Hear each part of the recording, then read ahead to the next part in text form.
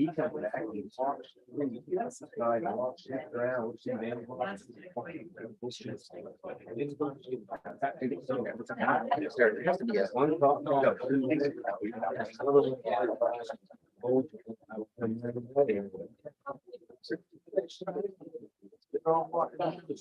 His dog's on a leash now. Yeah. I've been looking for small credit. There is. So they expect Are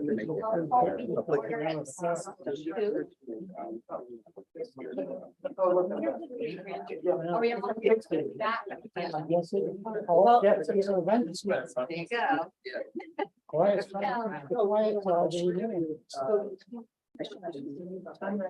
Yes, please. So I want to start by acknowledging Jim, Sawyer, because I believe this is his last, meeting, and thank you for your many years of dedicated service to the school board, and I'm sure you'll have a lot of nice free time now. And enjoy that. And also, she's not here, but I want to, acknowledge Robin Sue Tapley for her service to the school board, and I wish you were here so we could give her a send off, but, is there anyone else who's their final meeting? And I know we have, Alex Loftus as a new school board member from Tremont. We have, I think that's it for, yeah, we'll have more new school board members at our next, welcome, Alex. Now I'm trying to bring okay, so has the sheet, confirmation of board member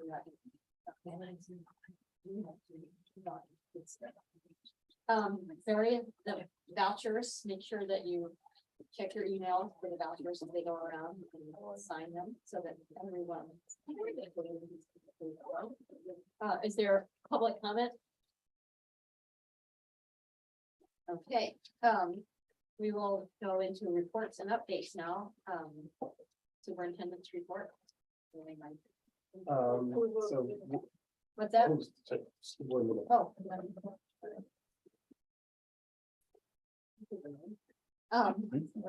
It's in there. Is there a motion to, for approval of the minutes of May 2023?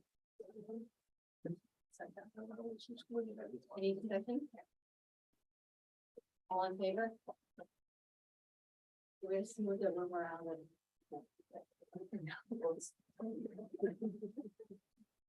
Okay. In terms of enrollment, we were down 4 overall in the district from the last time together. We're at 1,413 students, 112 in our PK schools, and 494 at high school. In terms of school highlights, the big thing I know Lee's probably thinking about it really hard is tomorrow is the vote for the school tomorrow in Bar Harbor, so that will hopefully be some positive news, for us in moving forward for the students in Bar Harbor and the staff there. This has been today was the official last day for all kids, called Tremont and Pematic had their last day today due to the storm that had some electrical outages at some of our schools. Most of the rest of the schools were out on the 9th. And for them today was teacher day, Pematic and Tremont. They will have their teacher day tomorrow. And so I want to talk a little bit about the teacher support and the bargaining, and we'll talk a little bit about that. But we did have the joint training that happened on interest-based negotiations, and we'll sort of share more with that. But what I did want to share specifically is I was contacted by the MEA and the Maine School Superintendents Association here in the state to see if myself and Renee Labor, who was the MEA president for the district association, in what's known as the National Labor Management Partnership. And that is an organization that works with both the union organizations and school superintendent and principals association in New England schools to work on increasing shared decision making through partnership in schools. And so Renee agreed on the MEA side, and I agreed on my side, and we have to take a class. We don't have to do it together, but we start off on, we have a book that we have to sort of go through, which is sort of like a guidebook on collaboration in schools between management and labor. And then we have sort of a 9-hour course to take. And then we'll be working with other labor leaders and administrators in the states of Vermont. Renee and I would be the sort of cohort for Maine, as this is sort of a new process that's happening. There's a group in Rhode Island as well. I think there was a New Hampshire group as well, and they will be meeting regularly and trying to put some of these pieces into practice in small ways and then share those out with our school administrators. But it's just sort of another step and working at trying to strengthen, that relationship and hopefully learn how to move through challenges that we come up with. So I'm glad that it's something that was offered to me by Eileen King, who worked with this group in that process at the Superintendent's Association. And I think pretty love it with the individual, the MEA, who reached out to them and thought that we would be good partners and we could kind of bring forward this one. So I'm looking forward to that. In terms of budget updates, our harbors passed the other night. And I think the last time we met, 2 months had passed. We had one other meeting to do, and that's Nancy and I are heading out to Frenchboro next week for their meeting on the 21st. And so that's our last one. So I'm super excited. In terms of staff hiring, I think across the AOS, you can go to our employment page and sort of see that, we still have openings for speech and language pathologists, special education, secondary. There have been some hires at some of our schools in terms of middle school, but there are still some of those needs, part-time GT tech coordinators, specialists in the elementary schools, ed techs, and so there's still those needs in our schools. Actually, I was at today, and other than GT, they're in a good place, and you heard about the high school, but there's still some pockets here and there. I think because area that I'm concerned about is special education, teaching language within our schools, and what we can do to attract or encourage people to fill those positions. I already sort of talked about the end of school and where we are at that, and looking forward to the summer, and that's my report. Question? On the ed techs, especially special ed tech, I was having this conversation after one of the meetings last week with some folks about, what are we doing to try to make that job a little more attractive to people, and do we have any wiggle room in our bargaining contract to offer like almost a hazard pay for ed techs who are working with like one-on-one with special ed kids who need extreme care. I mean, Jandria was talking at Tremont School about teachers getting kicked and getting punched, and kids having to be toileted. That's a lot different than being a ed tech for someone who needs help with reading. We do have extra stipends for staff that are safety care trained, either at the level of knowing safety care and being available, or then those who have to actually use safety care. And then so there's the de-escalation side of safety care and understanding how you can impact an environment, either by using your body and how you stand and what words you use and how you approach somebody. So there's that side of de-escalation that we can all probably use in many aspects of our life. And then there's the physical aspect of it, how you create safety for somebody who is totally out of control. And that's where some of the physical aspects And those people who get that training, there are those 2 levels of stipends, and then there's also a stipend for those circumstances where, you are taking care of somebody's needs in a way that's not like if you were a tech in a classroom and just supporting someone in their regular goals in terms of math instruction or reading instruction. So, we have those structures within the contract currently for supporting those for supporting those individuals who are doing that little extra, beyond. So is it clear when we advertise for these positions that there is a range for an ed tech, not just whatever the big salary is? I don't think you put in there that there's a, depending on what role you play, that there's a stipend. It's talked about that when we interview staff, that there is that aspect of depending on what your role is. So if you're a one-on-one and you have to use those skills, then there's this level. You just have them, there's this level that the student that we're asking to work with needs more personal care, whether that's toileting and things like that. We talk about that at the interview time so that they know that that's available. Can I add about the ed Mhm. tech? So, we really want ed tech degrees anyways, because then we supervise students, but sometimes, and you'll qualify, when you have to have 9 credit hours in order to be an ed tech degree, and the state is working on new legislation. I've been part of some pilot work with a teacher for students in the community college in 9 months. You can have a high school diploma, complete the course in 9 months. Status certification that could do visa at college. So we are trying to fast track folks as a potential career path with the idea of then enticing them to continue on with their coursework. They couldn't transfer that to teacher certification. That is what we're clear on because you have to get a degree for that.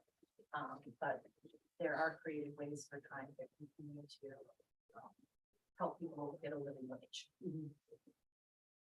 And I think that's probably one of the biggest things, I think, what I shared earlier, the fact that we have these, this hole within special education, and what are ways that we can incentivize some of our own homegrown staff who have been working with us to sort of build capacity to support those, those folks at that level, beyond just looking to see who's hired, because we know that that pool is pretty thin. But what about those, within our school, and how do we support them and thinking that that's work that they can do as well? And, we have some schools that have done that with ed tech communities and supporting them. I think that we do a really good job in this district of supporting folks who want to further their education. Yeah, yes, to get a master's, that's hard work. But thankfully, we can provide the support to do that, and maybe highlighting that a little bit more with our really talented ed techs and trying to grow with them as an avenue to explore some more. Any other questions?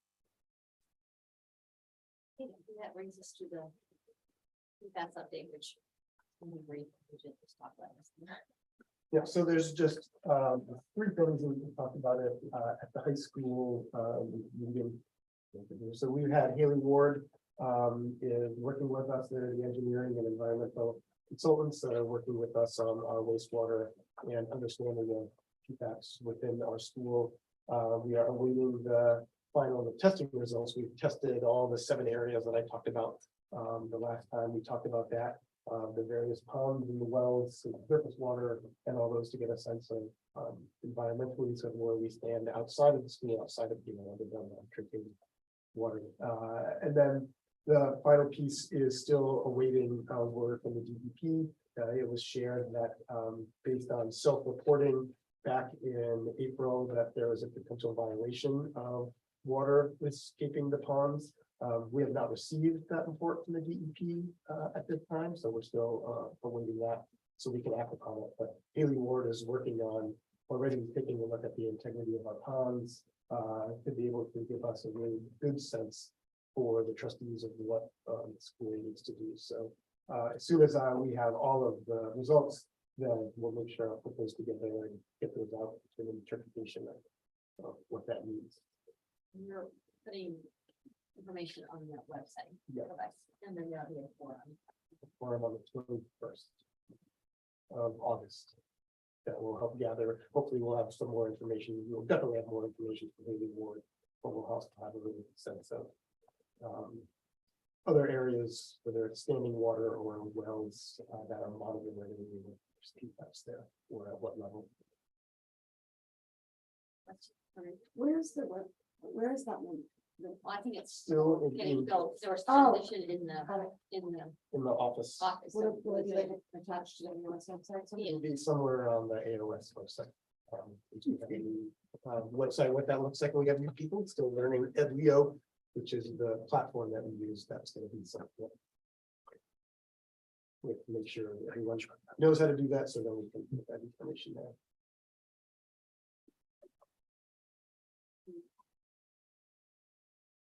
Okay, and that's all you, Julie, for our first teaching and learning. So I'm just gonna highlight some components of the June note. We are coming up on our 18 retreat in another week and a half, and it's a lot of looking backward, looking forward. So we have lifted really 4 big heavy things this year, and we're gonna be thinking about how we did with that, and then determining based on that reflection, how we want to move forward, and then the summer work in preparation to support that work will begin. So the first item is MDIRSS. I know we have a lot of new board members here, so I'll just unpack that and try to make it as simple as possible. It stands for multi-tiered systems of support. It's the law. I want to say it was 8 years ago, but am I right? 8 years ago, something like that. And it was really passed in response to what we were seeing across the state and across the nation, which is that when kids weren't learning, we went right to identifying them for special ed. And we know a lot about how kids learn, except it's not something one person can do solely by themselves, but you can support students who aren't learning with team structure. So it's really about putting systems in place to pay attention to who's learning and who's not, to intervene when they're not learning sooner, to not have it be a permanent thing that happens forever, but remediation, get back in. What is the I have a Phoebe nest because I my house, and it's not a Phoebe. Anyways, I've been on to Merlin. If you guys are using that app, Merlin, I love that. So I'll go up there after. Anyways, it's really about being collaborative, being a team, and really paying attention to kids and trying to work together to support them. And it's hard to do, right? Because you're really thinking about how we set up schools forever and then rethinking how we do school in a new way. So this year, we've all been trying to do it on our own, and then COVID hit. And this year we decided we'll really need some outside help. And so we contracted with a coach. And really because there's some stuff we can do collectively together as a district, but each building is so different. We also knew it needed to look different in each space. So the coach is really supposed to personalize it with the constraints of each building. So that's a big thing.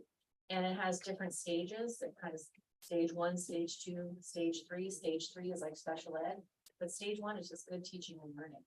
And stage 2 is the extra practice kids need to kind of be, up to where their peers are. So anyways, we're still working on it. And we did a lot of things this year, and we're gonna be reflecting on that and thinking about next year. And, sneak peek, part of our focus is it's both academic and behavioral. So we're gonna be focusing academically on reading and core reading instruction, K-12. We know reading is becoming such more popularized in the news about how we can better support our students with reading. So you might have heard some of this. You've probably heard Rhonda talk about the science of reading. Our early grades have been very much involved in learning about this these past 2 years. We have worked to adopt curriculums to support the science of reading.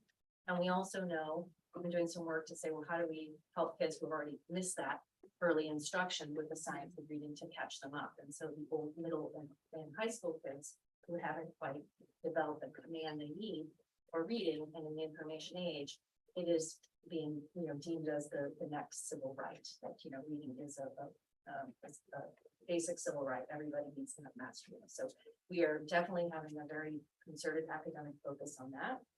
And then, community building, the kinds of communities and schools we want, that are preventative, right? We talked about, behaviors, and certainly there are going to be behaviors, and that's sort of those tier 3 things we're talking about, but so much of it is setting kids up for success, all kids for success, and taking 80% of our time to be preventative instead of reactionary. So we're really going to be focusing on, our school communities will be working with an organization called Responsive Classroom, and then at the high school restorative practices. So you might have heard a little about that, but you'll hear more about it all next year. The stuff we're doing is not new; it's just more just pressing forward. Okay, so that's MTSS, and let's see. We updated our performance evaluation and professional growth system. Let's see if we can make that up. Performance. Evaluation of PG, I got. Thank you. And we've had teachers working with it for the first year this year, and now we're going to be doing some reflection on their goals and setting up how to support them in meeting their goals next year. So we're building in that time to support teachers in our collaborative administrative work. And then Schoology, this is the one we have to breathe through, the new learning management system. We launched training in March. Part of our inspiration for restructuring our tech department had to do with the new demands of schooling, right? And keeping up with it. So we did restructure. Lou, you want to wave in the back? Have you guys met Lou yet? Hello. He is our new IT lead, and he is going to be joining us for our board meetings from now on. Lou Rodriguez. We're excited for him to start full-time in July, but he's going to start part-time. Gosh, has obtained another job. And then Cindy Lambert's going to be helping us as well to support teachers. So that's going to continue. And then the other piece is that, culturally, part of our work with like the anti-racism task force is deciding the type of cultural leadership place we want. And so we all went through training, coaching for equity with Elena Aguilar as a district, all teachers did. And then as teams, as leadership teams, we engaged in the art of coaching teams. And it's really about healthy communication structures, how to bring people in, how to problem solve, how to deal with difficult situations. All the things that we're trying to develop in our schools, we're also trying to develop in our leadership teams. So we'll continue to do that work. Probably take us 10 years to get good at it, but we're going to keep practicing. And really, that's what we're talking about here. All right, summer work. We didn't know if people would do projects or not. You never know, right? And we have almost 50 projects happening this summer that teachers are doing. It's going to be work housed in Schoology. The idea is to have this centralized and shared to lift other people up and help strengthen our communication across the district. So we're pretty excited about the energy behind that. You can see our draft opening days, which pretty much outlines everything I told you we were going to be working on. And I think that's about it. So, we're getting ready for next year already. So that's the plan. Great. This is a dumb question because I've been on the school board for a long time, but who is on the A team? Like, who are the individuals that make up the A teams? Every principal, what about this assistant principals? Yes. Okay. Now, sometimes they don't attend every meeting because they take turns, in their buildings, but on retreats, everyone will be there. And then who else from the, like you? So like Nancy comes to our meetings if we're talking about budgets and things of that effect. You, Rhonda, the special ed department at the district level. AOS district level employees that are in the Leadership. leadership roles, and then all the principals and potentially vice principals. Correct. Okay, thank you. Yes. And money. Thank you. He's coming to the leadership this He does. ET retreat. Yeah, he comes. Yeah, he comes to, yeah. Yeah, for the beginning of the year, the end of the year in particular, and then at 18 meetings.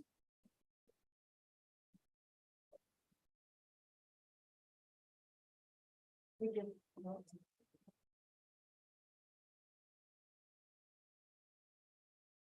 Any other questions? Okay. That brings us to reorganization planning committee update, which is going to be fairly short, so we'll see, waiting on paperwork from the state, but go ahead. So I would say, when I go out to Frenchboro, I'll get the final signature, for that. I'm still waiting for feedback from the state on the notice of intent because I sent, a draft. On that. Also, waiting for some information on,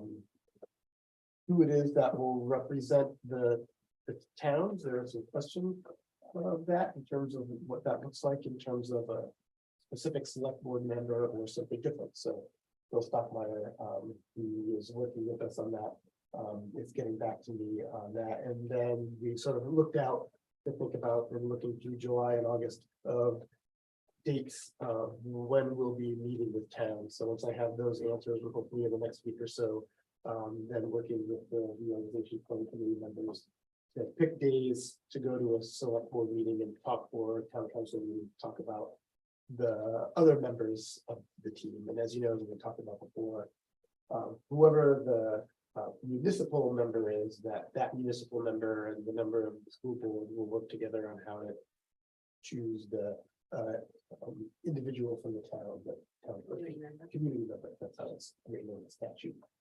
And then hopefully we'll have things done in August to be able to start meeting with that group. So there's still some of those little technical details in terms of paperwork and getting everything off. But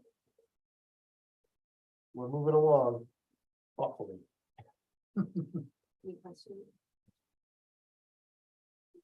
We have no discussion items, so that brings us to action items, which I think, because these are just second readings of, policies that we reviewed previously, we can probably take these as a slate unless there's an objection. I don't have an objection, but I missed the meeting when you read it before. I read this morning. There two of the policies conflict with each other. In the two of them say that students in the 5th grade or below may not receive an out-of-school suspension except when student A is violated program that B presents an imminent danger. And if it's determined the less restrictive interventions will be effective. And then in the substance abuse rules, it says Substance use, and so because substance abuse, it must be the old policy, but I think we corrected that. I'm sorry, substance use, it says use, possession, be under influence or prohibited. This is K through 5. 6, provide for disciplinary action up to 3-day in school or out of school suspension.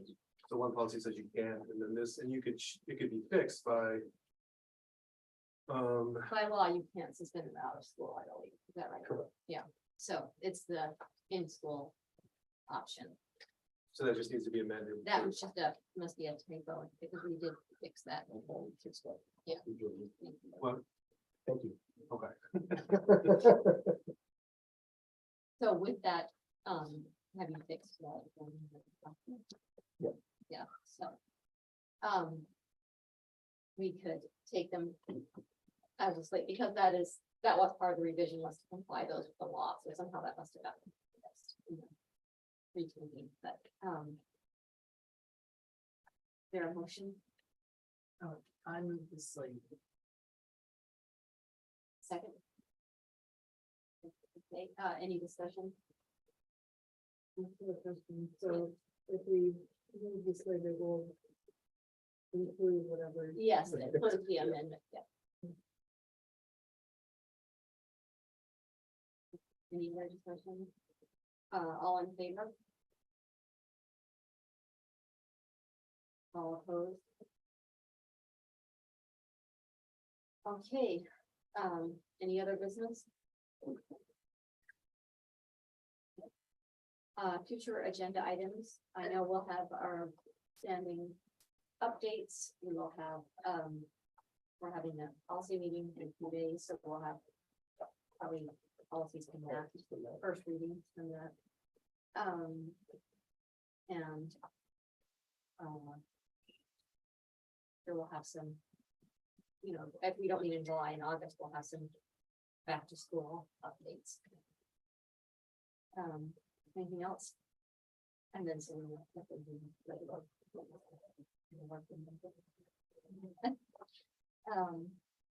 Very. I'm just curious, with the concern about, hiring execs in those positions, are we doing another one of those job fairs like was done during the winter? One of the ideas was to plan on that when we look at the playing field now that school's out, and maybe doing something over the, over the summer. Yeah. Is that Brooklyn? You got a couple. That's every little bit counts. Is there any public comment? No, okay, our next meeting is to be determined, but most likely it will be in August, unless something important comes up we have to deal with before then. But follow your emails to find out precise details on that. Now we could take a motion to go into executive session